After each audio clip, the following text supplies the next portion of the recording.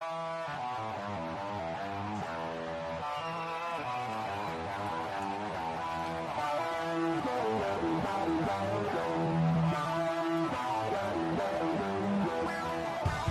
time in a long time, but back like I never left. Taking each day as it comes, you know me, I don't read ahead.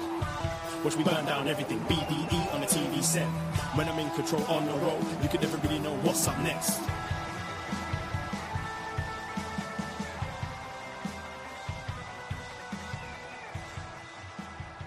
And we are live. It is not a Tuesday. It is not 10 p.m. It's not even two Canadians talking to you right now. It is myself, John Siino Evil, B Detroit. You might know us from What Up Though on the Poisonrana feed. But we're here representing Post Wrestling and upNXT and Poisonrana to talk about some NXT. B, how's it going? It's going good, man. I feel like we just did this, right? We just did an episode of What Up Though. You know, like what, 2 weeks ago or something like that? Now we're just filling in for the boys, man. Talking about some NXT. Filling in for the boys as they celebrate Canada Day. I think it was yesterday. How did you celebrate Canada Day? You know, usually you go by the alias of Be America, but will you be Canada for one day?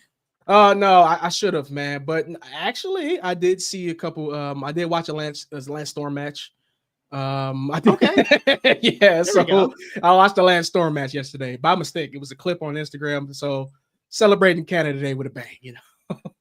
Yeah, so did I. The WWE Vault's been putting up a lot of like new generation videos this week. A lot of Bret Hart, which I think today is actually Bret Hart's birthday, which kind of it's perfect. The day after Canada Day, of course, is Bret Hart Day. They put up a match. It was Bret and Owen against the Steiner brothers, which I've never seen before. So I watched that and a couple other Bret Hart like commercials from back for the new generation days. So I guess that was my way of celebrating. And of course, got to rock the Poisonrana pink in honor of Bret the Hitman Hart and Canada, of course. But yeah, before we talk about today's or like yesterday's episode of NXT, the boys will be back. Don't worry. Davie and Braden just taking a little bit of time off, but they got a whole bunch of shows coming up this week, including tomorrow. They're actually going to be recording WWE Evolution 2018, the first one, as the new one is coming up in a couple of weeks here on July 13th. Do you remember the first Evolution? I remember trying to go to that show because it was on Long Island, not too far from me. And for whatever reason, I didn't get to go to it. And this year, it's the same issue where I'll be down in Texas. So I have to choose. Do I want to go to Atlanta? Do I want to go to Texas? And I chose All In. So I'll be going to that instead. But any fond memories of the first ever Evolution? And what do you expect from this new one? Well, I would be lying to you if I said I remembered the card from Evolution. I do remember like the moments, like the middle of the ring moments from Evolution more so. The commentary, that was a thing that stuck out because it was a totally different team. But I'm excited for this, man. I feel like it's overdue, but I don't think they could have did it at a better time when it comes to like their women's division on both sides, on NXT and regular WWE proper. But like, man, they're overdue for Evolution. But yeah. They couldn't do it. Like I said, they couldn't do it at a better time with Stephanie Valkyria coming in. You got Julie as the Intercontinental Champion right now. Like it's a lot of good stuff when it comes to the women's division, and it's good so they can showcase their own work on their own pay-per-view. I know it's WWE Evolution, but I kind of like they got a couple matches announced so far, but I kind of wish they would have took this a direction of just celebrating women's wrestling in general, especially with them working with so many different companies, right? Why not bring in somebody from Marigold, bring in somebody from Triple R, bring in somebody from TNA? They can still do that because they got a Battle Royal. I'm sure the Battle Royal might have some names that we're not too familiar with from other promotions, but I feel like that should be the overall like theme of this show is just celebrating women's wrestling in general, not just in WWE, but of course they got enough talent between Raw, SmackDown, NXT, Evolve, and all these other shows that that everybody watches. I don't watch as much as anymore because Shine in the Dark, if you guys don't know, is on a hiatus. So my wrestling taken in has been a lot less nowadays. But yeah, I think Evolution will be much better if it's has a lot more talent outside of WWE. As well as Evolution, they'll be talking about the 1991 movie JFK, starring Kevin Costner, Kevin Bacon, Joe Pesci, Tommy Lee Jones, and a whole bunch of other actors. I can't say if I've seen this movie in full. Only thing I remember this movie is a very, very long movie, if I'm not mistaken. So hopefully Davie and Braden have at least watched some of it in preparation because last I remember, it's a pretty long movie. But yes, they had a little poll on the Facebook to try to stick with the Dallas theme of things that have happened in Dallas, and JFK and everything revolving him is something that did happen in Dallas. So that is the one that won the tadpole. So they'll be discussing JFK. If something happened in Dallas is crazy. But yeah, I've never seen that movie, and I couldn't tell you like what who picks this? What is up with you sickos over in the Poisonrana chat, just picking these movies, man. But yeah, I'm going to watch it just because it's like book club type thing with Poisonrana. Of course, I'm going to check it out. But yeah, I forgot what the other choices were on the Facebook poll. I think it was like Dallas Buyers Club. I think there was like a Dallas Cheerleaders documentary that was on there, if I'm not mistaken. But JFK pretty much won by a landslide. So the fellows will be talking about that, and both those shows are on the Poisonrana Patreon. But if you want some free BDE, some free Davie and Braden, they'll be back live in the flesh this Sunday on their YouTube for the regular Poisonrana show. And they probably have a lot to talk about with Night of Champions happening this past weekend, as well as Monday Night Raw. A lot going on, going into both Great American Bash and Evolution. And AEW's has their big shows as well with All In Texas, which it's funny because the BDE are taking a trip literally from Canada all the way down to Texas, and they're stopping in your neck of the woods first, and then they're going to be with me down in Texas. So they're literally going to be mixing up with the What Up Doughboys before they go down to Texas. That's cool, man. You know what? I'm still jealous that I can't, go with you guys to take. You know what? Davey's been telling me to just go and forget about my job. You know what I mean? I don't know if I should take his advice though. That's so irresponsible of Davey to tell you to just, give up on your job and go watch Kenny and I mean, it might be worth it. I don't know. I don't know if I want to give up my job just to go watch Kenny. All right, maybe. But who knows? But no, I'm excited about that show too. Just looking at the card, the more the card gets fleshed out, you're like, oh yeah, this is going to be absolute banger. But like, whoever doubts AEW's pay-per-views though at this time right now, so you just can't. They're going to have a banger. And for any avid listener of our show, What Up Though, they might know that we always tend to be like the lead-in show to AEW Dynamite. We always tend to record right before Dynamite. We always make predictions that always are proven wrong in the next like half hour after Dynamite airs. But tonight is a big episode. They got episode 300 with Okada versus Ibushi. They got Mercedes Moné versus Mina Shirakawa, and then they got a bunch of promotion with the Superman movie coming out. So a lot of like heroes versus villains matches throughout the show. So that's pretty cool whenever they are able to collaborate with their Warner Brothers partners, and this week being Superman. But I'll make my bold prediction since we're live right now. I think that Mercedes is going to drop one of her titles. I think she has way too many, and I see Mina taking that TBS title, freeing herself up to take the title from Toni Storm at All In. That's gonna be my bold prediction going into Dynamite for tonight. You know what? I'm gonna ride with that prediction as well because she's not like her, so she doesn't need all the belts, But I don't know, man. I think they should. I think a picture with Monet with all the belts I think that's what they're going for anyway. You know what I mean? So let's just put a bow on that one, and then we can start the decay of her championship reigns. Yep. And B did mention What Up Though a couple weeks ago. We did have an episode. We talked all about the Lil Wayne album and how much we love that Elephant song. And I'm so mad at myself because the one thing I didn't realize as soon as we finished recording is literally the first words in that song that he says is "What Up Though," and I'm like, we should send Lil Wayne a cease and desist. Like using our name in such a horrendous song. But all jokes aside, we had some fun talking about that. We talked about the Switch 2 that I was able to get recently.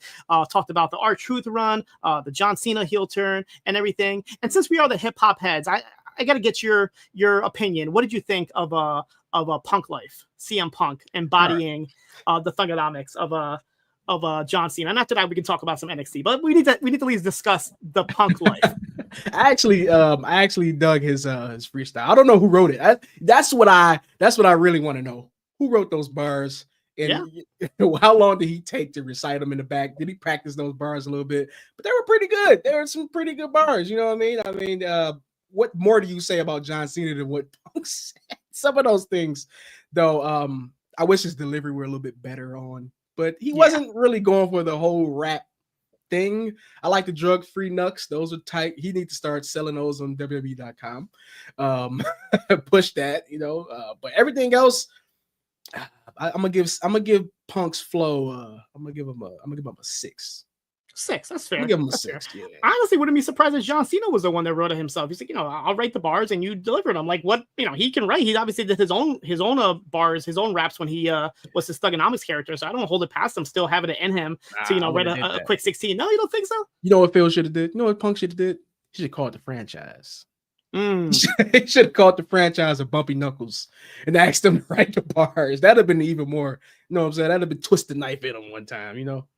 Yeah, I agree with you, though. The raps are good. The delivery could have used a little work. Was it embarrassing to see, you know, what, a 40-plus man dress up like, what's that meme with, you know, hello, they're young kids. Like, that's exactly what I thought of. But teenagers. but Punk's done this before, right? He dressed up as Jeff Hardy once. So it's not like, you know, it's not against, you know, it's not something I can't see him not doing. So it is what it is. Like, you know, people might be taking a little bit too much. Oh, my God, he totally destroyed his career. It's fine. It was just a mockery. Just the same way that Cena mocked him the previous week with the pipe bomb. I think it was the same thing with Punk. So I don't think it's going to be something that's going to corpsing the whole time. Did anybody see that? Like, come on, it was fun, man. But yeah, we'll have another episode of What Up, though. I'm going to say probably at the end of this month, after my trip to Texas. I have a little trip planned for Orlando as well. And then when I come back, I think we're going to have a lot to talk about. There's a lot of summer movies with Jurassic World dropping today. I wasn't able to catch it today. I'm probably going to catch it tomorrow. Superman, Fantastic Four. And then I know you finished it, and I finished it as well. Squid Game, the final season. We discussed the second season, and we're going to have to go into depth on the the third season of Squid Game, the third and final season. A lot to talk about. We don't want to blow the spot. For sure. Yes, but I'm excited to talk about Squid Games, Siino, because boy, it took me a lot not to spoil that in the chats. All right, it took me a whole lot, man. I needed to talk about it with somebody, but it was really good, man. Yeah, I had to, like, once I started seeing like little hints of what you were saying, I'm like, okay, let me just finish this. Let me stop whatever I'm doing and watch that. No offense to Ironheart, that had to be put on the back burner. I'm like, let me just get Squid Game out of the way and watch that. So we'll definitely be discussing that. We're have to discuss a Street Fighter movie, which I think is made for us because you got Roman Reigns in it, you got Jason Momoa, you got 50 Cent. It's going to be Balrog, and now the new rumor is Cody Rhodes might be playing Guile, which I threw out there as a joke. It's it's got to be Cody Rhodes as the All-American Guile, right? And now there's reports out that he actually might be playing Guile, so that's pretty hilarious. Is WWE Studios behind this movie? Because they got a lot of their wrestlers in it. I feel like a lot of this isn't good for casting. Anybody that Cody Rhodes going to play Guile. Okay, this isn't good for anybody. I'm excited to see if this really happens. I think this casting is all internet. I don't think it's actual casting. I hope it is, because it's the most outrageous casting I've ever heard in my life. I think the only one that's not confirmed is the Cody Rhodes. I'm pretty sure all the other ones are confirmed. I'm pretty sure 50 Cent's confirmed. Roman Reigns is confirmed. All the other names, I'm pretty sure these are all confirmed names. So it sounds ridiculous, but you know what? The first Street Fighter movie was ridiculous when people are like, wait, the guy that plays the dad on Adam's Family is going to play M. Bison? That's ridiculous. And he ended up killing it. He was the best part of the movie. He was the greatest, So, I have to watch this movie, and we're definitely going to discuss all the casting and everything going into this movie for sure. It seems like this movie is just made for us, for sure. Absolutely. But let's jump right into it. We are talking about a taped episode of NXT that happened last week, and we start the show with the TNA World Champion, Trick Williams, and the first words out of Booker T's mouth are, "Look at this man, all oiled up, looking real good." Now, we didn't get into that. We might discuss that on What Up, Doe, but maybe some bad timing talking about an oiled up man after, if you read the news, you might have heard a thing or two about an oiled up man. Verdict is in, Verdict is in. The verdict is in, but I hear what you're saying. Yeah, but the match here is Wes Lee versus Joe Hendry. And what's funny about this is, so if you watch TNA programming, the match has been promoted as Joe Hendry challenging Trick Williams for the title. Now, I guess the tapings that haven't aired yet for TNA revealed that it ends up being a triple threat match. And I guess this was taped last week with the notion that it's going to be a triple threat match, but there was this issue where TNA didn't announce it. And I'm like, how are they going to get around this? And out of nowhere, I think it was like Monday afternoon, there was like this random video by Santino Marella saying, you know what? We're going to put Mike Santana in the match and we're going to make it a triple threat. So the little confusion here with the tape schedules where they're like, TNA has to announce it if NXT is already promoting this triple threat match, but TNA hasn't promoted this. So a little bit of confusion with tape shows here, but they were able to one way or another get it resolved here through social media. But yeah, the first match here is Wes Lee versus Joe Hendry. And like I said, Trick will defend the title against both Joe Hendry and Mike Santana at TNA Slammiversary, which is going to be on July 20th. Hendry starts the match by repeatedly taking Lee down in the middle of the ring until Lee fights him off with kicks and sends him to the outside with a Hurricanrana before he hits him with a drop kick. Trick tells Lee to show Hendry how they do it on the west side, just for Hendry to take him down with a big clothesline as they go to commercial. And I think he was at a Courier Vic saying, oh, that's the east side right there. Got to make the west side, east side jokes here. Yeah. We come back with Lee in control, hitting a beautiful twisting splash from the corner for a 2 count. Hendry stops a satellite DDT attempt with a suplex before he goes to town, hitting a fallaway slam and sets up for the standing ovation, but Lee is able to avoid it. Hendry hits a fireman's carry into a spine buster. Nice move here from Hendry that I don't think I've seen before. But Tyson and Tyreek are on the outside, and they're able to put Lee's leg on the rope to break up the count. They get on the apron to get into Henry's face, but Mike Santana runs out and takes them both out as Henry follows with a big standing ovation to get the pin at 6 minutes and 30 seconds. So a nice little opener here. So it's funny because last week, I'm not sure if it was Davie or Braden that mentioned it, but I even myself noticed that like Joe Hendry didn't really get that much of a reaction on last week's episode. And come to find out, this match was actually the first thing taped from the double taping. So this is the initial pop that he got was for this match. So when he came out here, he did get that pop. But I have to admit, like, I don't think there's a Joe Hendry fatigued. I know people that don't even watch wrestling that, of course, know like your Cody Rhodes, your John Cena's, and the one person they know is Joe Hendry. Like, they might not know anybody from AEW, but somehow his meme has transcended like wrestling because people come up to me and say, hey, do you know this Joe Hendry guy? And how can I watch them? This is before he was even doing anything with WWE, believe it or not. So he, kudos to him for getting his name out there for people that don't even watch wrestling, to recognize who he is. So yeah, I have to admit, I'm not sick of Joe Hendry myself. His wrestling isn't like, the best, but his whole presentation and character, I think it still has a long way to go. I don't see it ending anytime soon. I agree. I mean, those pops are going to get lower and lower, man. I mean, we're talking about the PC, who's pretty much comprised about the same, 100 people every week. Yeah. So, of course, the Joe Hendry's, as the kids say, aura is going to go down in the PC. But I feel like once he starts getting in front of those bigger WWE audiences, it's going to be right back to normal. You know what I mean? Yeah, and I know we mentioned this on What Up Though, but I am taking a trip to Orlando in a couple weeks, and I kind of threw it out there on What Up Though, but I might reach a wider audience here on upNXT. But if anybody has a connection on how to maybe possibly get me a ticket or two to an upNXT taping, the week of in about 2 weeks or so, I think the 22nd, July 22nd. If anybody's able to get me seats to that, please let me know, because I would love to attend a performance center show and tell some of these guys to shut up in the crowd, because I do get annoyed by some of their chants that they have. Later on in this show, we could talk about it, because I'm pretty sure you heard it too. It was a guy that we'll get to it. Okay. Yeah. And at the end of the segment, Trick, Henry, and Santana have a little bit of a stare down to end this segment, but there'll be more to come from these three later on in the show.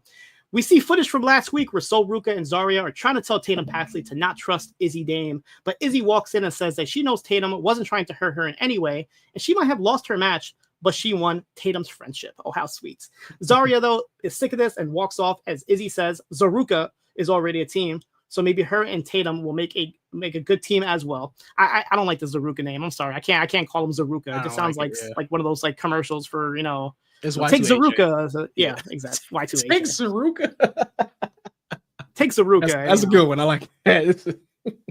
But obviously the story here is Tatum is trusting Izzy, but we can kind of see through it by watching wrestling our entire lives that Izzy is just pretty much just using Tatum to kind of get her own way, possibly. But I think Sol and Zarya are the ones that really are looking out for the best for Tatum here, and Izzy obviously has some bad intentions, as we'll talk about later on as well.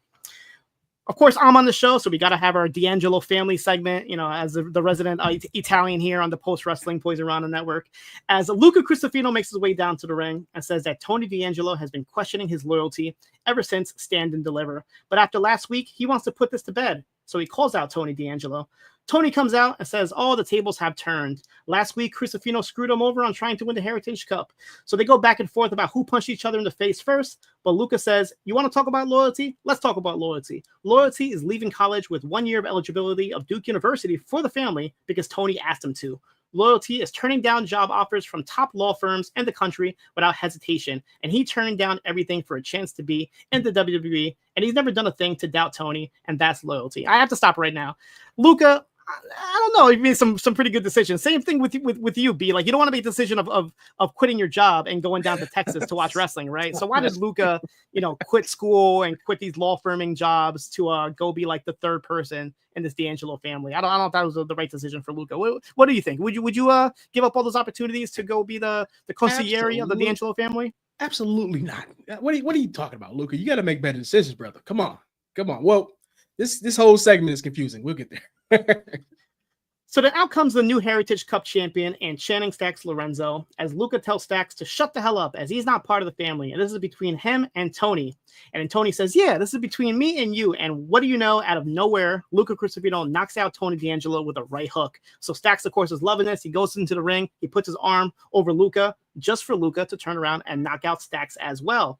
Luca gets in the mic and says, "My loyalty lies with Luca Crucifino," and he walks off. So a twist on top of a twist on top of the twist. Luca is not aligned with Tony. He's not aligned with Stacks. He is a man on his own mission. And we still don't know what the hell happened to Adriana Rizzo and all this. She's still missing. But the next turn in this saga, this D'Angelo saga, is Luca's not working for anybody. He's a man on his own here. So yeah. You know, I expected him to say that he was loyal to what's the girl? I'm so sorry, I forgot her name. Adriana Rizzo. I expected him to say he was loyal to Rizzo. I didn't expect him to say he was. I'm like, where are we going here with this? You know, like, what do we do with this now? Do we have a triple threat? Like, I don't know where we go now. You know, well, I think she's still involved because if you remember last week or the week before when they were promoting this Heritage Cup match, Stacks had his own consigliere was the one that put him in the match, and it wasn't Luca Crucifino. So he needs his own consigliere, and I think that could be Adriana Rizzo. I think Rizzo might be the one that might still be aligned with Stacks here, or maybe there's somebody else that we're not thinking of. Maybe it's maybe it's Nunzio, maybe it's Big Vito. Who knows? There's so many Italians you can pull up from the WWE alumni that I feel like can fill that role. But I feel like, I don't think we've seen the last of Rizzo. I think she might be the mastermind behind all this. She might be the one pulling the strings on these the D'Angelo puppets here. I feel like. Yeah, I don't know, man, because like that'll be a better outcome than what this is leading to. Because like I said, this is only leading to a triple threat. That's the only thing that makes sense. But triple threat at what ends? What is this? What do we get out of this? Is it for the Heritage Cup? How do you do that? How do you do a triple threat with? That's what I'm saying. Like I don't know where works. we go from this. But I this is reminding me why I didn't like the dissension of the family. What are we doing here? This should have been a stable until we got to the main roster. Yeah, to do like the Stacks and like Tony had to like work together to defeat this new force that Luca might be behind. Who knows? I don't know. Ooh, that's some real Soprano stuff, Siino. That's exactly what I'm thinking. Sopranos have a lot of twists and turns, and you turn on somebody just to reform with them. Sopranos was very similar to wrestling with a lot of the twists and turns and the heel turns and the babyface turns and everything. So it wouldn't shock me at all to see them eventually down the road have to reform the family in one way or another to fight Luca and whoever is behind the Crucifino law firm, whatever the hell he wants to call it, I guess. Yeah, because this act none of these people from this act can make it up to the main roster solo right now. You know what I mean? Especially like keeping the mafioso gimmick. No, you need the whole family to make this work. So that's this storyline now in the places it's just confusing me and why we broke up the stable in the first place. Yeah, and this is something that NXT has been doing for a while. I mean, they did it with Chase U, right? We have like a pretty popular established stable, and without even like attempting it on the main roster, they just break it up. So, and then they did it with Gargano and Ciampa also, where they broke them up and put them back together. So I guess they want to like do that back and forth, but something like a stable is a little bit harder to put back together than a tag team would be, right? It's kind of you can't bring all Chase U back together and bring them up to SmackDown, or you know what I mean? So this is weird. Like the D'Angelo family as a stable would have, I think, worked better on the main roster, but for whatever reason they decided to break them up and try something else. So that's why I feel like a story like this could eventually have some sort of reformation, at least with Stacks and Tony. And maybe they can kind of do something and involve that into like a new D'Angelo family that eventually gets called up. Because I feel like Tony's been down here since since the 2.0 days started. He was one of the first ever like 2.0 new faces with him and Braun Breaker. And look where Braun is compared to look where D'Angelo is. It's total night and day. So and Tony's not he's gotten much better in the ring. Oh, yeah. He's not when he first the first 2.0 stretch. I think it's just 2.0 that gave everybody the stink in the ring. Oh, yeah. But he's gotten much better in the ring. I think the only way out of this is that Rizzo's like compromised somehow, and they got to go join forces to get her back or something. That's the only way we get out of this and get that family back together. So hopefully we can move them back to the main roster when it comes to like draft season or something like that. Hopefully, because I think they ran that course down in NXT right about now. They've held gold, they've lost gold. It's about time.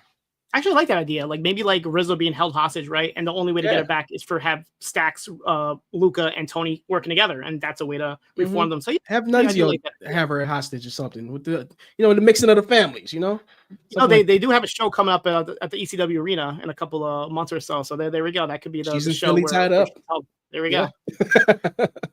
Go to the next match here. Lexus King versus Myles Borne. And Lexus has some words for George Gums Jr. and Tyreek Sapp, who are still in the crowd from last week. Wow, they stayed there for an entire week. That's so crazy, right?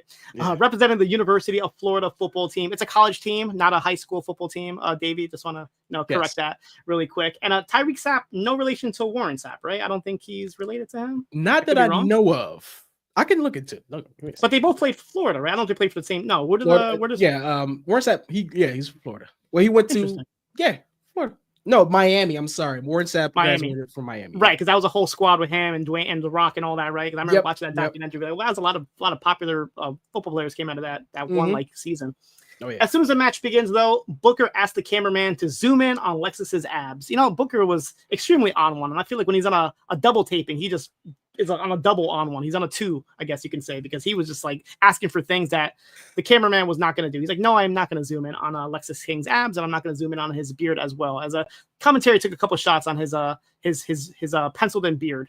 Why Booker didn't just say the famous line? You're looking real jack, baby. You're looking real jack. Because shout out Lexus King though. He has put in that work, man. He's looking shredded to the gills. Shout out. He has, yeah. I have noticed that he has gotten in a little bit better shape here. Oh yeah. So yeah, the cameraman does not zoom in on his abs though, but they start the match running the ropes until Bourne traps on the Gator roll, of course, for his new Gator friends in the crowd here. King stops Bourne on the top rope and hits a nice looking superplex for a 2 count. King then starts mocking the Gator taunt and hits a running drop kick in the corner for a 2, as Vic and Booker are just bickering back and forth, and Corey is just like, you know what, guys, I'm actually just going to call the match and be professional here while you two just bickering back and forth for no apparent reason. Bourne gets a slap to the face and it pisses him off as he goes after King with a suplex and an Olympic slam for a 2 count. Bourne then stops the coronation attempt from Lexus here with a drop kick, and he looks like to finally get a new finisher move that looks like a zigzag, like with a neck breaker type of combination. I'm not sure if there's a name for this move, but it definitely gave me like zigzag vibes, but he held on to the neck to drop down for the neck breaker to get the pin here at 4 minutes and 38 seconds. I'm just happy he stopped doing a drop kick as a finishing move, because, you know, this is not the 1982 or whatever. I don't know. I feel like a drop kick doesn't really can't connect. Tito Santana. You can't exactly for a pin. But Corey called it a zigzag-like maneuver. It looked like Lexus took the bump too early. That's what kind of made the move look a little weird, but it did look like a zigzag. They'll get there. I mean, it's NXT. He'll get there. I don't think the zigzag looks good enough for him to be doing. He looks good. He's got a good build. He looks like Randy Orton. I mean, I hate to compare him to Randy Orton, but he looks just like Randy Orton, like size-wise. I think he needs something more devastating than the zigzag. You know, hey, I mean, if he needs some new moves, all he's got to do is play the new DLC for 2K25, because they gave Tyrese Halliburton and Brunson all these crazy finisher moves, and I'm like, these guys cannot pull these moves out. Like, what's going on with that? B? There's no way Jalen Brunson is doing moves? Picture this, a Phoenix Splash 360. Nope, there's no way Jalen Brunson is doing a Phoenix 630. I'm sorry. It's no way. All right, it's no way. Or he's doing the Brunson Sasuke special. There's no way he's doing. When I saw Brunson do a Sasuke special, I'm like, well, you think like when they sign these celebrities for these games, you think like they tell them to, hey, make a list of like 10 moves that you want to do. Like, I mean, it's crazy. I don't think Jalen Brunson knows who the great Sasuke is to even know what the hell a Sasuke special is. But yeah, I think Halliburton does, because he's a big mark, so he probably has some input. Didn't he say recently, like, the only thing he watches is like WWE? Like, the only reason he goes on Twitter is to watch like WWE now. So yeah, he's definitely a bigger fan of the two. But yeah, Miles Borne got to work on that finish. I don't think he should land on the zigzag. I don't think he should, especially because, I mean, Nick's still wrestling. You know what I mean? I think you should just. It's other stuff to do. You know, do a complete shot. Who knows, Miles? I don't know. Maybe he could take some moves from Evan Bourne. You know. Just don't do the overdrive like Halliburton has as a finisher. Just don't do that. Used to be Randy Orton's move too, so yeah, stay away from that. Yeah, I guess stay away from the people that you look like. Exactly. Bourne goes and takes the Gator title, of course, from the Gators in the crowd, as he celebrates with them. We get a video. Dark State. They says NXT has been chaos since they came in. An NXT superstar is a TNA champion, and a Noah wrestler is going after the NXT title. Hank and Tank get dropped, and everyone thinks it's them, but they see everything, and this is their playground. As Dion Lennox says, he thinks where they finna go next, but y'all don't, as the segment ends. So very ominous words here from Dion Lennox here. But I don't know. This Dark State thing, it started, I'm not going to say hot, but at least it started with some sort of like presence. Like they were a presence on the show, and now they're just like doing these like vignettes every week or so, and they're not really doing anything. Like I don't really, maybe are they the ones that kidnapped Rizzo? Because I don't know what else they're gonna do with these four, honestly. I know, man, and I like this group. I like it, even though they need to like change their tones a little bit more, because it does look like Baby Shield, and it doesn't help that Dion looks like Roman Waves is what I call him. But Cutler James is so robotic. Like whenever he talks, he's like the one that doesn't fit in, because I feel like he has this very robotic. And it's funny because he came from LFG and he had that same issue. Like the coaches like Bubba Ray and Booker got him on. Like he just has no personality, and he's now on NXT without a personality still. He just like is the one cardboard cutout from these four. So whenever he talks, I'm just like, it takes me out of it. The other three aren't that bad, honestly, especially with Sugars and Dion Lennox. They're really good. Yeah. The thing is though, but Siino, in those groups like that, you can hide the guy who can't talk with good matches, and they just haven't been in the ring.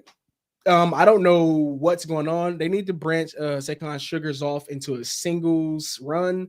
They need to pick two guys and let them do a tag run, and somebody just need to be there for atmosphere, because they're not in the ring. So why should we fear Dark State?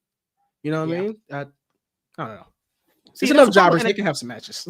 That's the problem with NXT being like a developmental company, because back in the day, you'd have a stable, and the guys that can't talk, they wouldn't talk. They'd just be the background. They look menacing and just snarl the whole time. But this being NXT, where they want everybody to learn how to talk, they give everybody the opportunity to talk.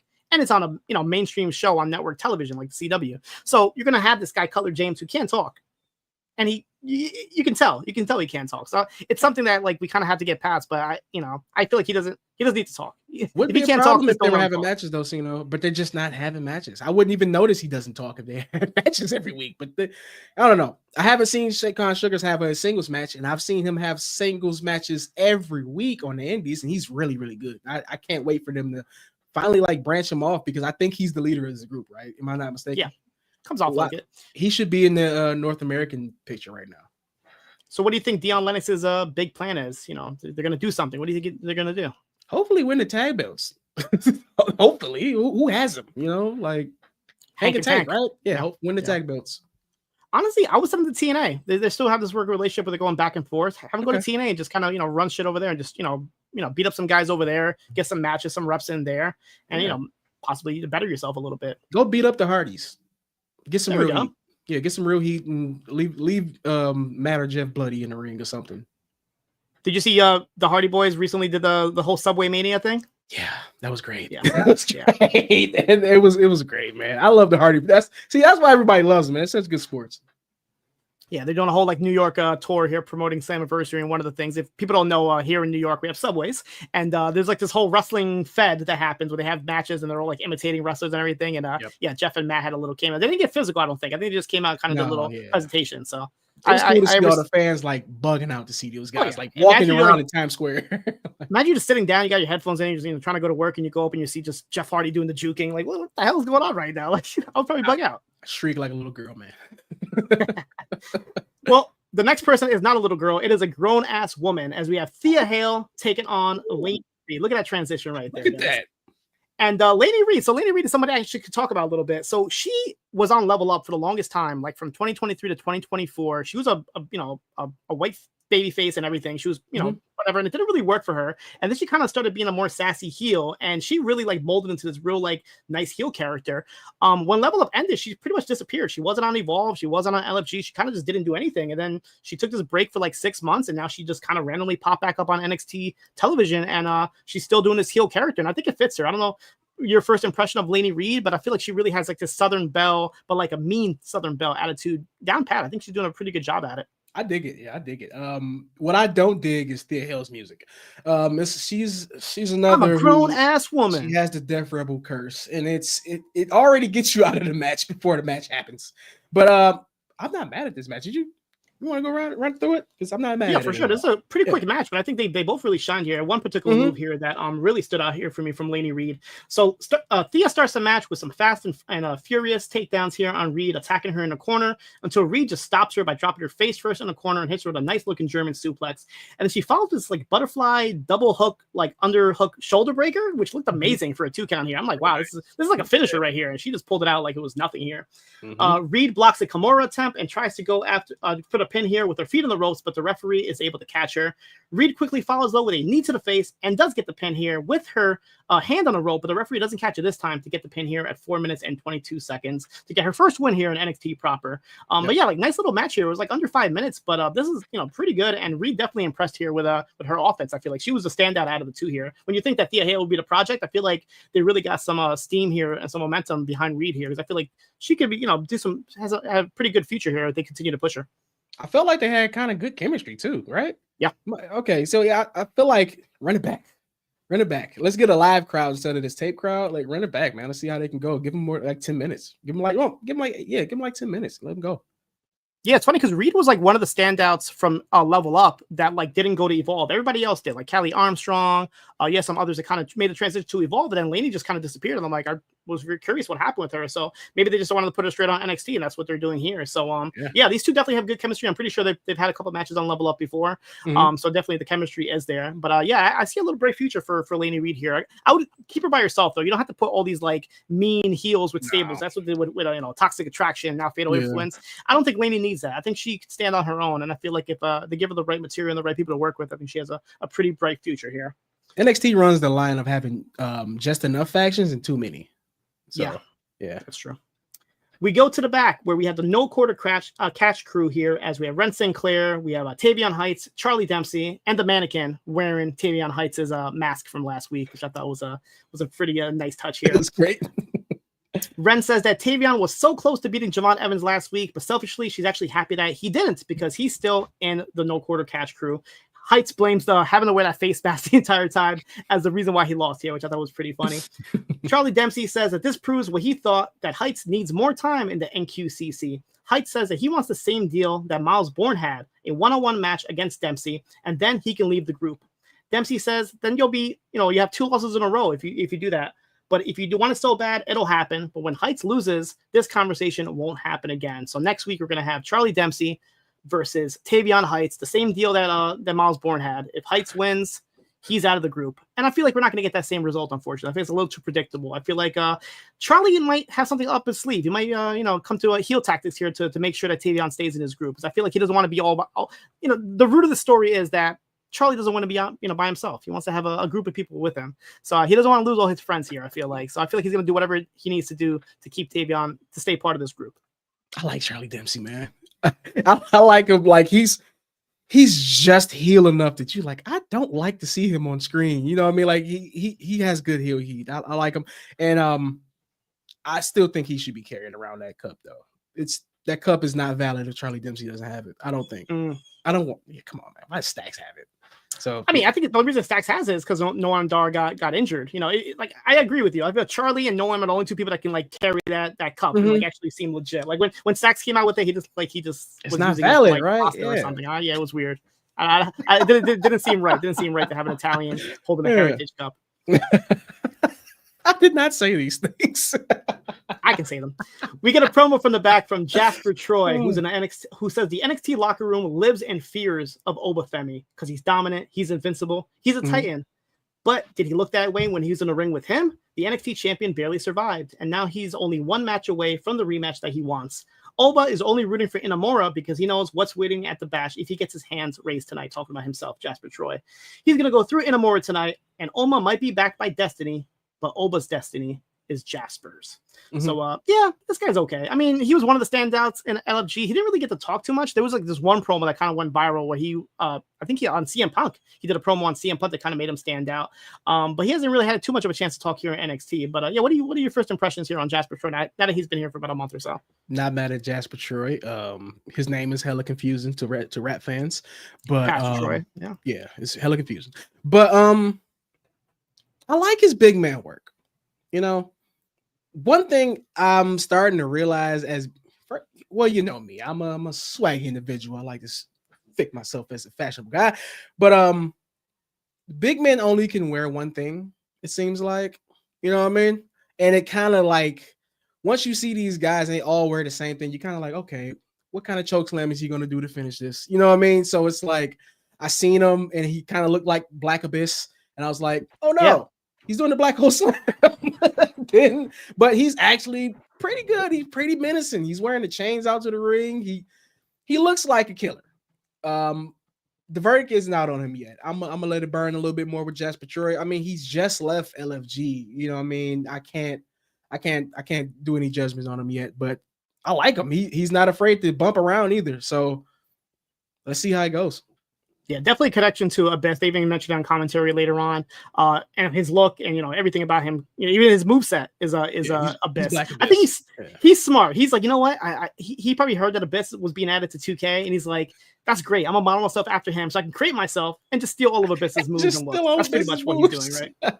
But yeah, he'll be fine though, because what else do we have in the heavyweight division right now? Like, he's the newest addition to it, and he's the only addition to it. So I think in a year's time, we'll be talking about him with that title or going for that title potentially too.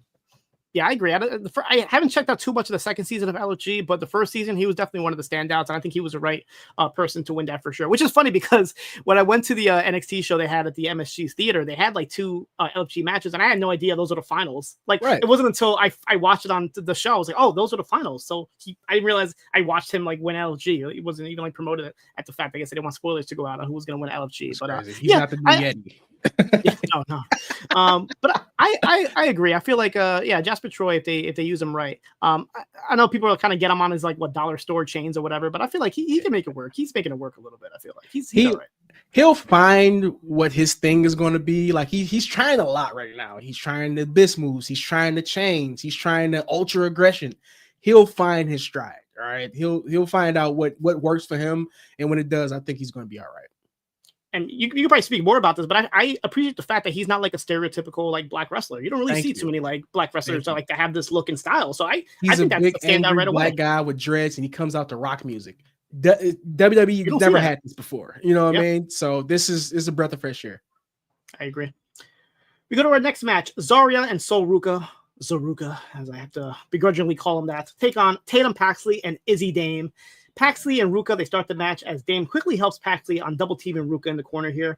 Zarya and Izzy tag in, and they go back and forth, creating punches and headbutts. But during this, Paxley tags herself in and hits a top rope crossbody for a 2 count.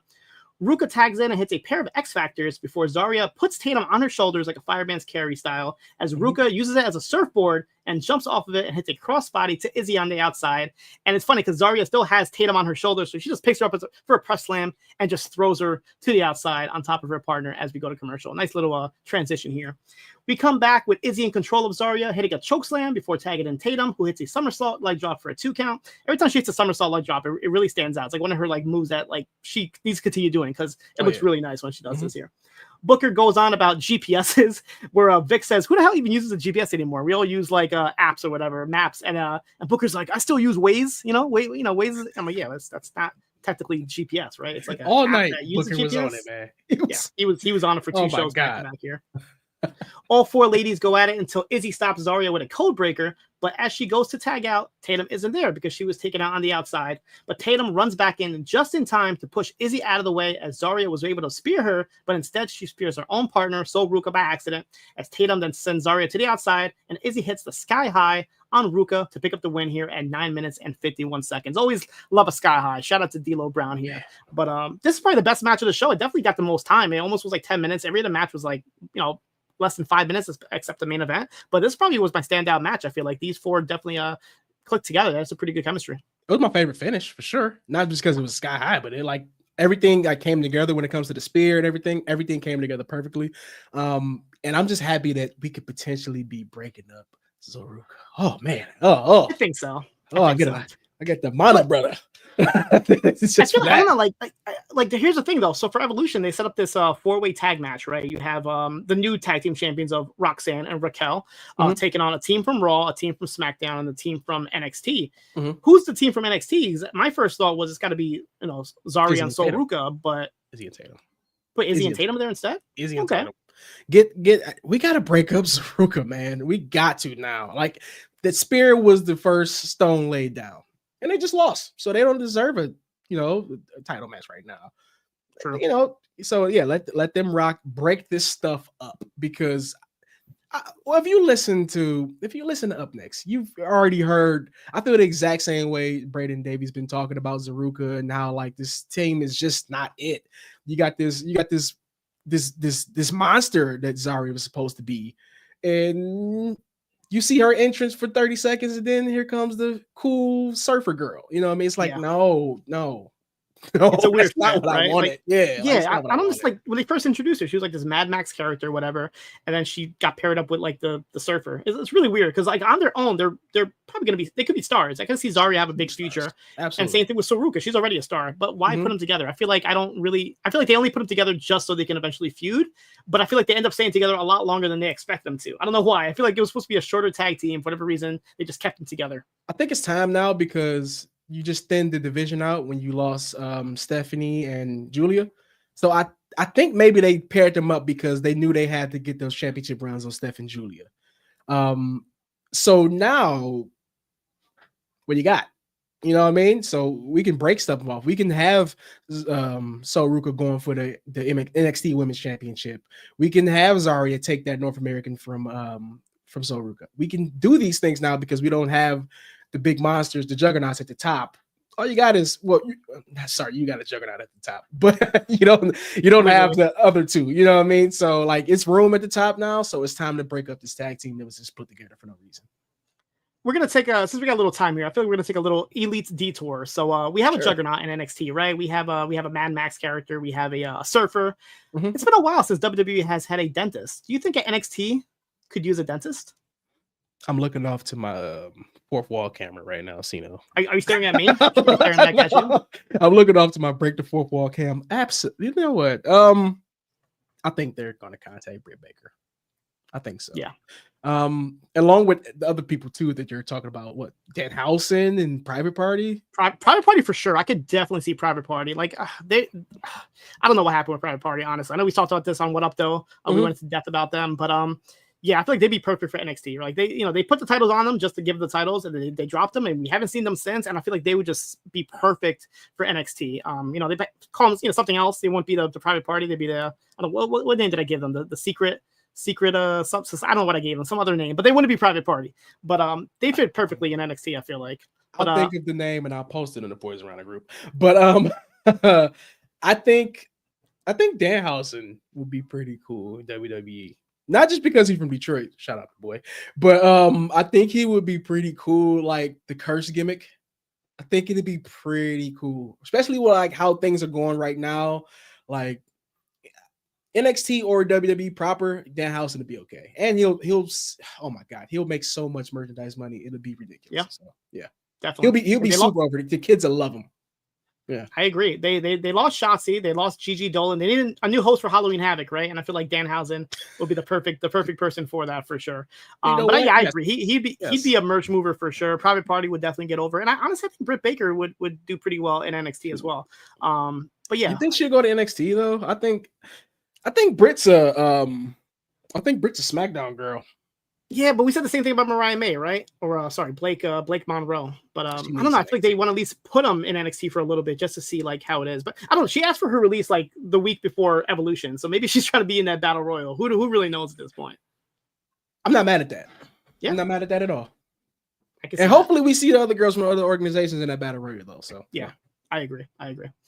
We go to the back. Ava is with Ricky Saints and Ethan Page, who is backed by the Vanity Project, as Saints says that he doesn't need the peanut gallery here, and he wants his rematch. Page says that they're only here for Saints' safety here, because he might have to send them back to the hospital.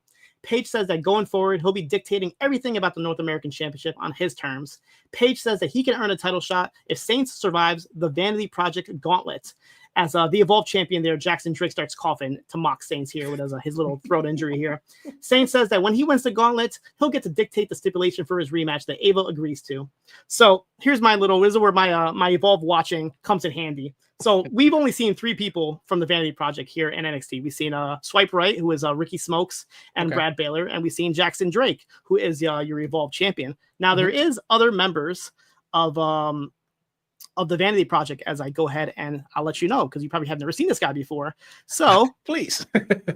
Not that lady in the front. That is Zeta Steele. She's part of the women's division. But this guy right here in the background, this menacing guy with these shades and this long hair, that is one Bryce Donovan, who is like their muscle, their big guy. So in my eyes, I feel like this is going to be the whole plot of this gauntlet match. He's going to go through all 3 members of the Vanity Project, and Ricky Saints is going to be celebrating, thinking he's won, just to come to find out there is another member of the Vanity Project, and he won Bryce Donovan. I'm pretty sure they did the same exact storyline in Evolve where somebody had to, it was what's his name, Sean Legacy. He had to run through a gauntlet match, and he literally lost to Bryce Donovan in the last match. So I feel like they're gonna repeat and reuse the same exact storyline here for NXT, where Ricky Saints is gonna go through 3 members just to lose to the big Bryce Donovan at the very end. That's my my prediction for next week. What do you think about that? He looks so much like a Bryce Donovan. I don't know what to do. First of all, I want to say I love the Vanity Project's look. I have watched Evolve like once or twice on an off day for no reason. Pretty good. I love their look.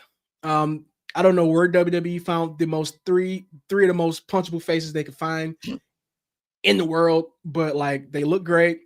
They should stay. They shouldn't be with Ethan Page. They should just be close associates. Anytime he needs some goons, he should be calling the Vanity Project. He should not. They shouldn't be with him, but they look like the New Age Mean Streak Posse. You know what I mean? I was gonna say it's literally Ethan Page is Shane McMahon, and he's bringing in the Mean Streak Posse. With Skinny Test back there. But no, I'm digging this though. Like Quiz, that's Quiz. This is what we need, though. This is what we need. We need 3 guys that's going to make you hate them just off looks. You know, I mean, you don't like these guys. Look at them. But no, they're pretty good in ring though. Have you watched Evolve? They're pretty fun. I'm actually shocked they haven't brought in Zeta Steel, the young lady here in the front here. She was a big standout in MLW. I'm like, yeah, she's gonna be a star. As soon as I saw her wrestle in MLW, I'm like, yeah, WWE's gonna pick her up. And here, what do you know? She's part of the ID program. I'm just shocked that she hasn't been used on WWE proper. But I feel like maybe she's gonna be one of the random names in the Battle Royal. Who knows? But I feel like it's gonna be not too long until we see a Miss Zeta Steel in WWE for sure. NXT's pretty crowded though, so true. Speaking of crowded and speaking of stables, we go to another Chase U segment as Andre Chase transition. Jesus Christ, just full up in the day. Andre Chase is reflecting on what happened last week. He's apologizing. He said it's time for this old dog to learn some new tricks. So he apologizes to Cale Dixon and Uriah Connors. And if it wasn't for them, he wouldn't have reopened Chase U. So next week, he got Cale Dixon a singles match with Uriah in his corner. So he can show everyone that he's fucking Chase U tough.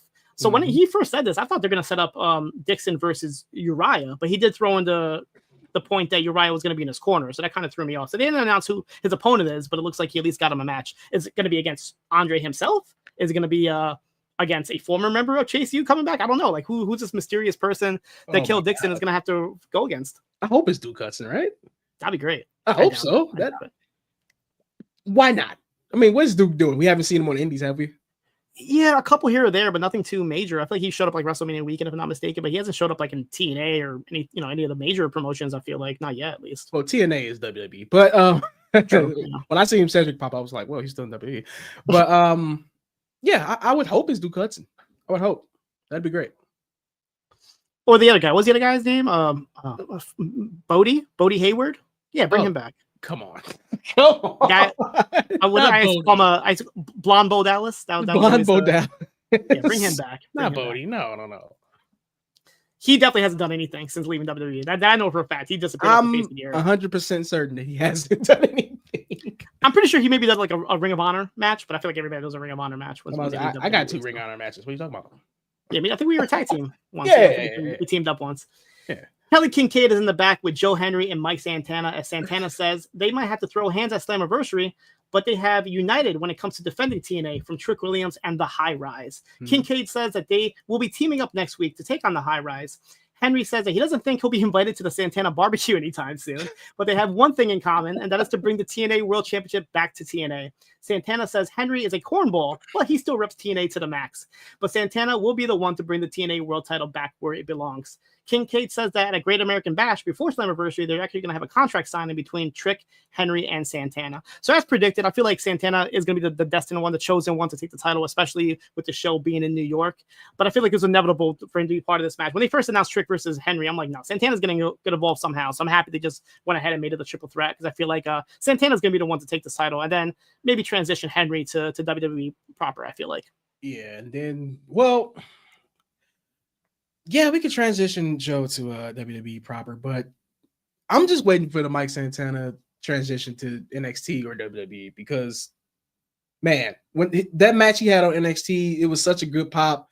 Like even following him on like social media and stuff, I felt so happy for that man that he did that match in NXT. Like he seemed so grateful. He was saying like it was always a dream and stuff. Like I was so happy for him, man. Like so, yeah, I would love for him to be NXT proper. Or yeah, but I'm just happy that we got this partnership with TNA right now that we can get these matches even in the first place. Trick Williams has the TNA Championship. It's insane.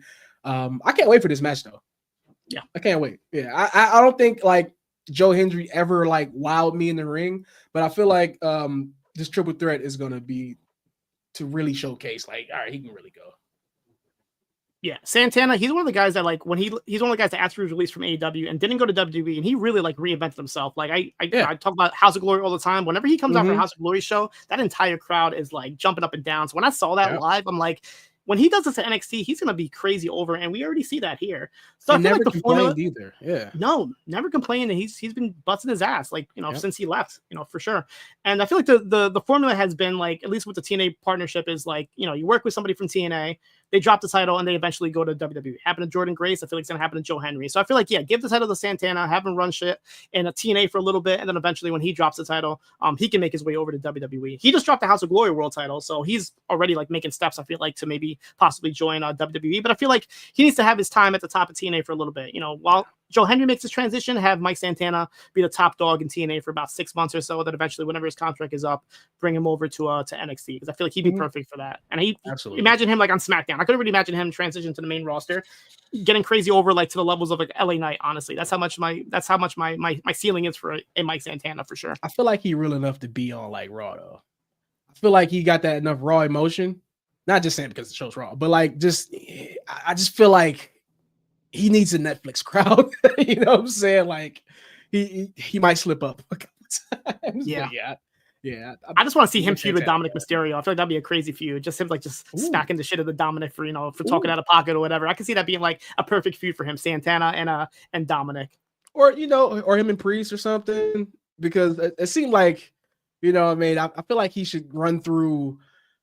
I feel like he could run through a couple guys that I know he would have good chemistry with. I feel like him and Priest would be good. I feel like him and Dominic would be good. I feel like him and it was someone I was just thinking about. I was like, man, that'd be crazy. Him and Oba, like to finally get, I don't know, but Oba probably be in the main by then. You know what I mean? Like if it was TNA champion versus, you know what I mean? I think him and Oba would be crazy. Muggin wants him to spin the block on Dom. Yeah, I think that's gonna happen. I can see him like literally beating the shit out of Dominic. I think that'd be a really good story for him. We're getting a little ahead of ourselves here. Let's start with NXT, but yeah, the consensus is we think very highly of Mike Santana here, and I feel like we both think he's gonna have a really, really big future no matter where he goes. That's right. The culling is in the back with Tatum Paxley, as Ava congratulates them for their win tonight and says because of that, Izzy will now take on Sol Ruca for the North American title at the Great American Bash. Hank and Tack walk in and they start blaming the culling for attacking them. This is funny. They said the only evidence we have was a black steel chair. I guess the culling is the only ones that can use a black steel chair. Like there's no other person. Like what other color steel chairs do we see in wrestling? Like unless it was like sitting in the middle of the like hallway. Like unless it's a culling on it. Like I feel like every steel chair is a black steel chair. I don't know. Like the fact that they thought it was them just because it was a black steel chair, I thought was hilarious. I don't know. It was the black glove, I guess. I don't know. Tatum tells them that they're so big and so bad that to put those tag team titles on the line next week. So Ava makes it official. We're going to have Nico Vance and Sean Spears challenging for the tag titles against Hank and Tank, as well as Izzy Dame. Well, that's going to be next week at NXT. And then Izzy Dame's going to be challenging Sol Ruca for the North American title at a Great American Bash. Can you see either of these titles changing hands? No. Well, wait, it was Izzy Dame and Sol Ruca, right? You said Izzy Dame is challenging Sol Ruca for the North American title, and then Sean Spears and Nico Vance are challenging Hank and Tank for the tag titles next week. No, that'll crush my theory about Izzy Dame and Tatum Paxley going for the tag belts. So no, and no, I don't think Hank and Tank should lose their belts yet. Not at all. Especially Sean Spears. I can honestly see Izzy Dame winning. I can see even though I like your idea of Izzy and Tatum being in that tag title match, for some reason I feel like they haven't earned it just yet, only because they just established themselves as a tag team. So I can honestly see Izzy possibly getting that title, and that could be another crack in the Sol Ruca Zarya thing. Like Zarya could be the one that cost her the match by accident. You know what I mean? And that can further establish their breakup, and then have Izzy hold the title with help from Tatum Paxley, and that makes her officially a member of the culling. There's so many different things you can loose ends you could tie up by having that result. I feel like Hank and Tank Punk losing the tag titles, I can't see that happening. Not yet. Just, I feel like if you're going to put the title on Izzy Dame, I don't think you need to put the tag titles on other members of, the culling. Timu Judgment Day here. You can't have them all holding the titles like they're doing on Monday Night Raw. The Judgment Chair. The Judgment Chair. We go to our main event, big meaty man slapping meat here. Jasper Troy versus Yoshiki Inamura, with the winner taking on Obafemi at the Great American Bash. So yeah, right away, Corey Graves is comparing Jasper Troy to Abyss. And have you played as Abyss in 2K? Because that's the first person I played at when I downloaded the DLC this week. You got the TNA music and everything. You got the oh my god, it's amazing! I love it. Giving goosebumps. Told you, man, all day long. When I heard that music hit for the first time, I was like, oh, they did it. Oh, they did it. Even seeing the video of Biz watching himself do the entrance, it was cool too, man. It's weird how it works out, because he works for WWE, but the Abyss character is owned by TNA, so they must have some sort of agreement where that allowed it to, which makes me think like he owns the Abyss character. He owns the music. I think he owns. That'd be great. Yeah. If he doesn't, regardless, I hope this opens the door for more like TNA like versions of characters being added to 2K. I want to see the TNA AJ Styles with the music. You know what I mean? Like what music though? Both, all of them. Get ready to fly. Who else would you like to see? Just a quick sidebar, like just one person. One person from TNA. I don't know. That's a good question. I would like to see a Beer Money like showcase. Well, I would like to see a TNA showcase. Gail Kim. Almost. Gail Kim, that's my name. Okay, yeah, that's a good one. I was just saying like Beer Money. Just give me Beer Money. You know what I mean? Or we can't do LAX. So but either that or like Primetime Eagle Skipper or somebody, man. I don't know, baby. I don't know. But I love that we're integrating TNA into the games now. Yeah, I feel like the next game is going to be crazy next year. I feel like you're going to have the AAA pack with like La Parka and like, AAA legends. They're going to have the TNA pack with like, Gail Kim, Amazing Kong, Awesome Kong could be in it. That'd be pretty cool. Yep. But it's always cool to see like other characters from other organizations be thrown in these video games. Absolutely. But back to the match. Obafemi's in the back watching on as Inamura tries to wear down Troy. He gets into a sumo position as commentary talks about his sumo background, just for Troy to stop him with a sidewalk slam for a 2 count. Booker starts going off of that they aren't in Japan for some reason. But they're we're not in Japan, we're in America. And then Gray starts telling him that like Japan has monsters as well, such as Godzilla, Lord Tensai, and Giant Bernard. So shout out to one of the workers back there in his previous gimmicks. We come back from commercial as Troy is just destroying Inamura with a flurry of splashes. He's like 3 back-to-back here, but he only gets a 2 count here. Inamura goes at Troy with a whole bunch of forearms, but gets stopped with a boss man slam or a black hole slam for a 2 count. Inamura comes back with a pair of big body slams before going to the top rope. It wasn't quite a frog splash. It was kind of like an axe handle splash. I'm not sure what he calls it, to pick up the win here at 7 minutes and 50 seconds. A good match here. Like I said, 2 big meaty men slapping meat. The right person won here. The right person went over Inamura. And the more I watch him, the more I like him. I feel like he's really adapting to the WWE, especially NXT style here. I feel like he is standing out here. He's actually impressing a lot of people in the crowd here. And I kind of want to see how he shows off in a main event for a PLE, taking on Obafemi. I feel like that might be a sleeper hit that weekend. He still lays into his moves, which I appreciate, but they've been putting him against people he can. You know what I mean? It's not too much. I mean, Jasper take every move that Inamura could throw at him. So I did like this match though, especially for like me. I'm not that. I don't know. I haven't seen many Inamura matches solo, but like it was still pretty fun. The crowd loves him, so I was digging this match. Can you see him potentially taking the title off of Oba, or you think that's a little too soon? No, that's a little bit too much to be asking right now. I don't think I can't see who beats Oba. That's the thing. That's why I presented that question, because like I don't see too many people. Yeah, Ricky Saints is somebody down the line for sure, but like, there isn't too many people here in NXT that I could see like dethroning Oba. I could see Inamura, but not quite yet. I feel like he needs a little bit more polishing, a little bit more, character development before he takes the title off of Oba. But I can see it down the line. But yeah, I think this match is going to be a really good match. But the segment wasn't over because Obafemi comes out, has a little bit of a stare down with Inamura, as the match is now official for Great American Bash. But during all this, Javon Evans attacks Jasper Troy from behind with a springboard cutter. So it looks like we might be getting that match as well added to the Great American Bash card. I want that to be like a Extreme Rules or something though. Jasper and Javon chain match. I like that. I think Javon needs to earn his stripes, and I think Jasper needs. If you're gonna be Black Abyss, you need to embrace some hardcore. And that the way he looks, it looks like he's a little bit hardcore. You know what I mean? It looks like he wants to put you through some tables and stuff. Let's get that going right now. You know what I mean? Let's not wait. And Great American Bash needs a big messy match. So yeah, I agree. That could be the one. I agree. We're gonna go over the lineups of a lot of NXT cards in the next couple weeks or so between Great American Bash, Evolution, and their own show for sure. We'll go over that at the end of this. But the final segment of the night is Jordynne Grace makes her way to the ring. I don't even know what the hell her theme song even says in the beginning now. Like, oh boy, she got Death Rebel, right? But it's some catchphrase that I don't know what even was. Like, you not something. I don't know. It's weird. It's a bad song. I'm the Juggernaut, bitch. I don't know what it says. If it said that, it'd be cool. She says that getting to this point in her career is the hardest thing that she's ever had to do. But last week reminded her that she thrives under pressure. The bigger the battle, the bigger the win. Now she's going to walk into Evolution, not just for WWE, but for women's wrestling. And this time, she's not watching from the sidelines. She's now part of it, and she's going to make history alongside the best women's wrestlers in the world. She has to be someone who she says she's terrified of being, and that's vulnerable. As she asks herself if she's even good enough to be here, and if she really even belongs in WWE.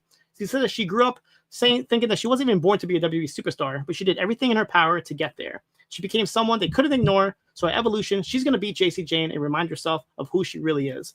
Of course, she gets interrupted by Fatal Influence as Jacy Jayne comes out and says she asked Jordynne if she's done with this sob story and congratulates her for making this the highlight of her career. She knows Grace can bench press more than her, but she can't carry this division. She'll never carry it the way that she will. Nice little line here with the bench press. Good line, right? Yeah. She can keep flexing her muscles and hope that one day a championship will magically fall into her arms, but it won't be her NXT Women's Championship and it won't be at Evolution. She says that everyone wants her or calls her the most beatable champion in the history, but she's at the top of her game. They can keep crying, but she's going to continue winning. And Jacy continues, says that Grace and Blake Monroe are cut from the same cloth here and think that they can just walk up in NXT and everyone will bow to their feet. The Fatal Influence will always be there to remind them where they stand. Grace cuts her off and tells her to shut up and says that she's going to beat her Evolution, but of course, Fatal Influence stops her and starts attacking her before Blake Monroe comes out and helps Grace take them out. Ava comes out and announces that Great American Bash, it'll be Fallon Henley and Jacy Jayne teaming up against Jordynne Grace and Blake Monroe. Jacy and Fallon run back in just to get taken out again as the show goes off the air. So that's our big tag match for the Great American Bash for the champion here with Jacy Jayne. Do you see this a partnership lasting between Blake Monroe and Jordynne Grace, or do you feel like this could be a red herring to maybe a quick heel turn from one Blake Monroe? It shouldn't last long.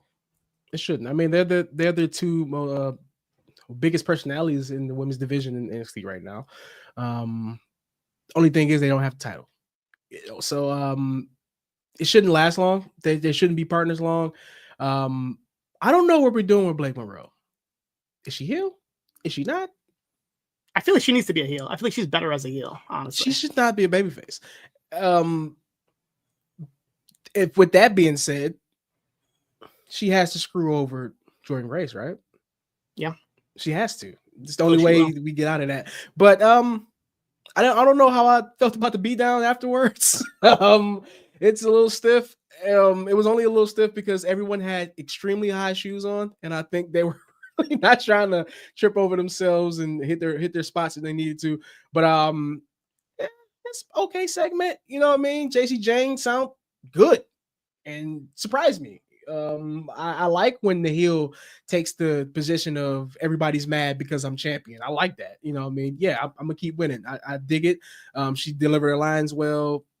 I'm just not, we used to such prestigious women's champions in NXT. This is like, you're gonna have to do a lot, JC, to like hold this title past another like pay-per-view cycle, man. Like, I don't know. I just think they're gonna flip it to either Blake Monroe or Jordynne Grace as soon as possible. Yeah, I feel like the fact that they keep presenting her being a beatable champion, I feel like you just gotta like have this crazy run, which I can't see her having, or she could have just dropped this title right away, which I feel like that's probably the better choice, especially at a show like Evolution, having Jordynne Grace. I feel bad for Jordynne Grace. She came in, right? She had all this momentum, aura about her, right? And then she got overshadowed by Julia. And then she got overshadowed again by Stephanie Vaquer. And where are they now? They're both on Raw and SmackDown. But Jordynne Grace is still here, and she's the only one that didn't win the title. Like Julia and Stephanie won, but she didn't win. So I feel like to give her due on one of the biggest spotlights for women's wrestling, at least, would be like this Evolution show. So why not crown her at that show and make her the champion? I feel like that would be the right decision. She needs her damn music back. And yeah, you can't have, when she came out, I didn't know who was coming out. And because it's such a bad song. And the fact that she had to say something about it, Like, I'm used to hearing those sirens when I know Jordynne Grace is coming out. You know what I mean? Everybody is. So it's no reason. I don't know. I know WWE is going through something with Def Rebel right now. Hopefully they get the boot.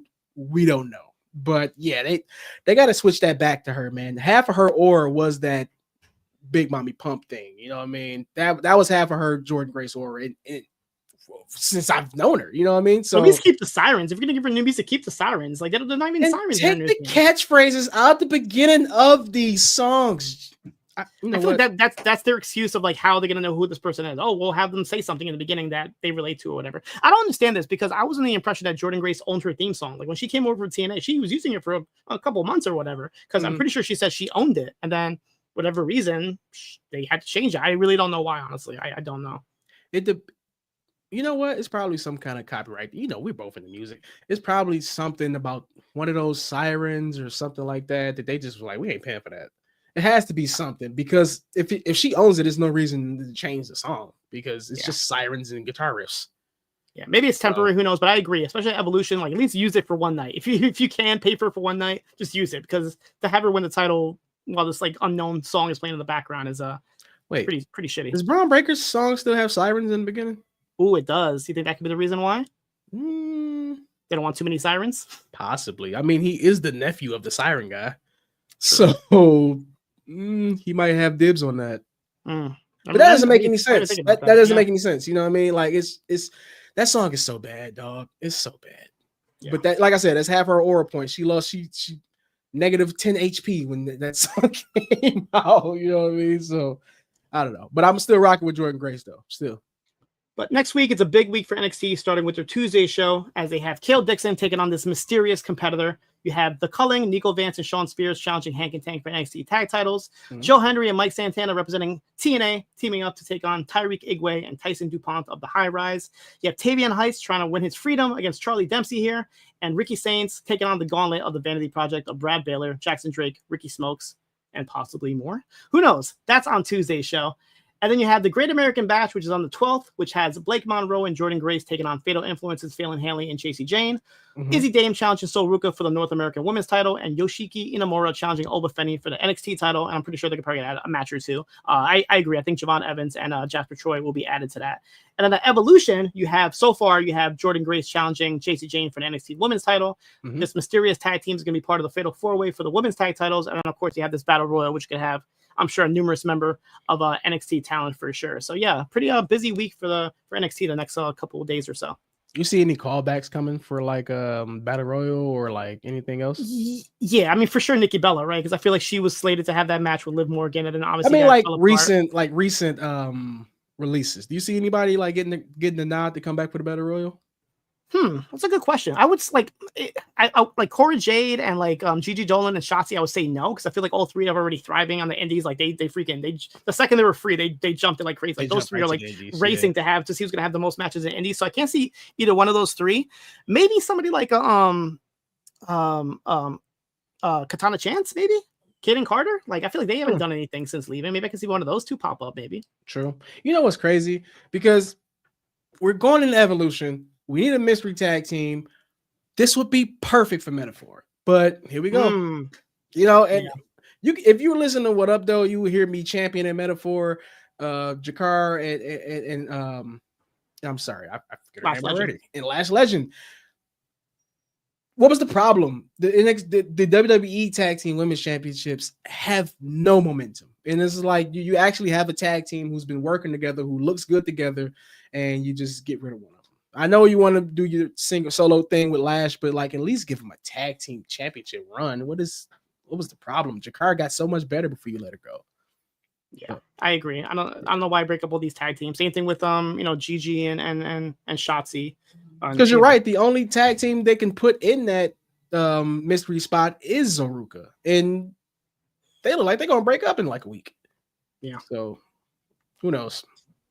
Overall, the show was okay. None of the matches really stood out for me. Like I said, the tag match was probably my standout match with Zaruka against Izzy and Tatum. The main event was pretty good with Jasper and and Inamura, but like all the other matches were kind of pretty much like, under 5-minute squash matches. Like I actually enjoyed the Laney Reed and Thea Hale for what it was, short match, but I feel like they both stood out, especially Laney Reed. But overall, it was a tape show. It felt like a tape show, honestly. I feel like both this week and last week, I think both kind of suffered. I feel like the fact that they were taping 2 shows, neither one of them really stood out with anything too monumental, I feel like. Maybe they didn't want to do too much because all this crossover at TNA and kind of crossing wires. But what should we say? What should we not? Maybe they took it a little bit easy. But yeah, overall, I think it was an okay show. Not on the higher end the last couple of months or so, for sure. Yeah, if you're an NXT fan, these tape shows can get like this. It is what it is. You got to take them in stride. But I don't want to do this, but I haven't done it up next in a while. But man, I sure do miss the old days of like linear stories in NXT when something would go from 9 o'clock to 10, from 8 o'clock to 10 o'clock, dude. And it's just like the entire cast of the show was helping this one story. And it seems like they just can't right now because they just don't have the people in the men's divisions. The women's division is doing fine, but I just don't feel the men's division right now. I love Javon Evans. I like Ricky Saints. Oba is my guy. That's 3 people I just named. You know what I mean? So I can't. Wes Lee, they kind of dropping the ball on right now. His guys, his goons, they're dropping the ball on those guys. They're doing nothing but wearing tight clothes and coming out to the ring.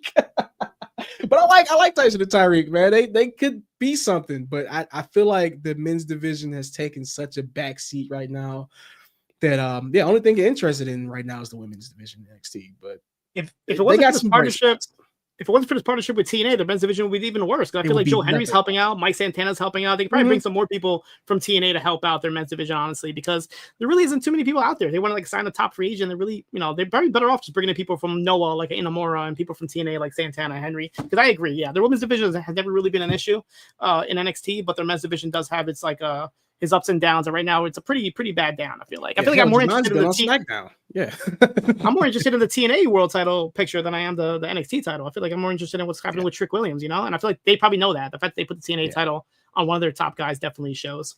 They got the same champion with Obafemi though, so I can't argue with them right now. Yeah, I feel like they could definitely put the ball, like the rocket behind Ricky Saints. Right now, he's a little tied up with Ethan Page, but I feel like once that's all said and done, he should probably be the person to carry the NXT World Title. I feel like absolutely. For sure. Yep. We have one piece of feedback here from Muggin on the Facebook Poison Rana page. If you're not a member, please join today so you can leave feedback every week for Up Next, as well as all the other shows that they do on the Poison Rana feed. But Muggin says, it's abundantly clear that JC Jane's insecurity is firmly on her sleeve ever since she won the title. She's being defensive about the label of being beatable, and Jordan's vulnerability over coming up short time and again when the title's at stake is the other side of the coin. Not to mention Fallon's latent jealousy of playing second fiddle in her own group. The call is going to come from inside the house. Those wrinkles enhanced the match at Evolution, but NXT didn't forget about the bash. Blake Monroe's in a big spot during a big weekend of wrestling as a tag match has major implications. Speaking of Evolution, I hope Zaruka is in the 4-way for the women's tag titles. Yeah, we don't see anybody else in it, Muggin, honestly.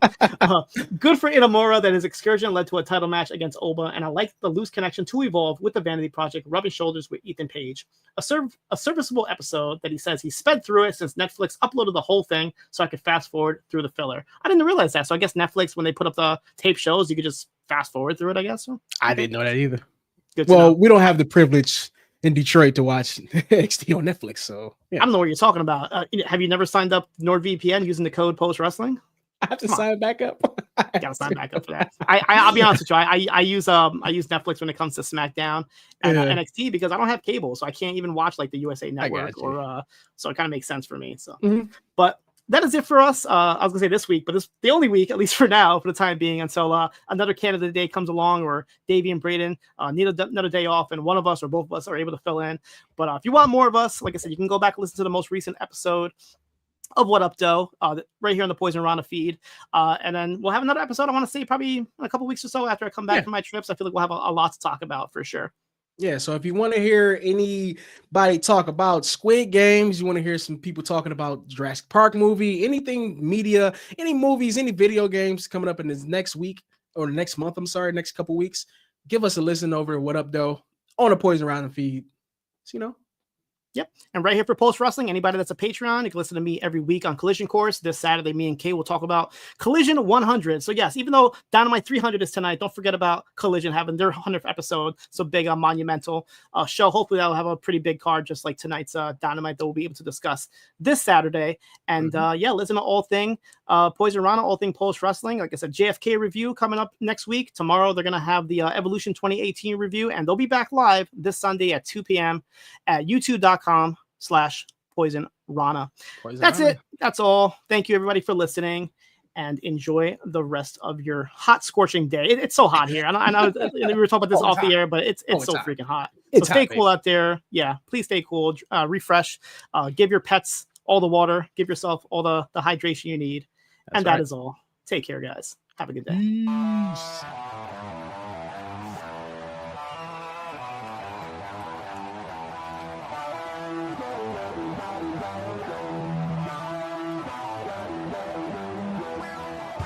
First time in a long time, but back like I never left. Taking each day as it comes, you know me, I don't read ahead. Watch me burn down everything, BDE on the TV set. When I'm in control on the road, you could never really know what's up next.